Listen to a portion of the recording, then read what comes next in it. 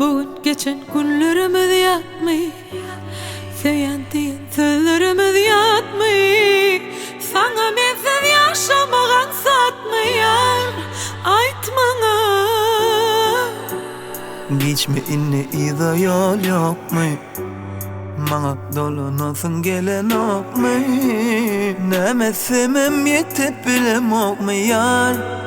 Ay dinle sana, yakar beni yaralar, yüreğimi yaralar. Boğunlarım karalar, sensin yar sensin. Yakar beni yaralar, yüreğimi yaralar. Bu ellerim karalar, sensin yar sensin.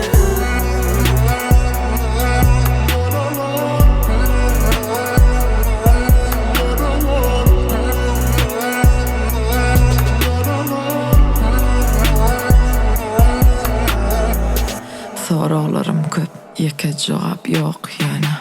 Gelgönümü tap, ağırmasın çep yana. Bollumuz sevgimiz, gurur gep yana.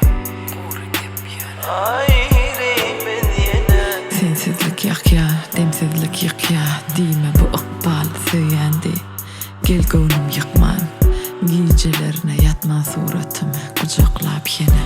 Ağladım uykuysa ay durmadan sakla. Yakar beni yaralar, yüreğimi yaralar.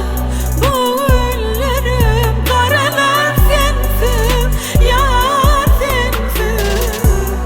Yakar beni yaralar,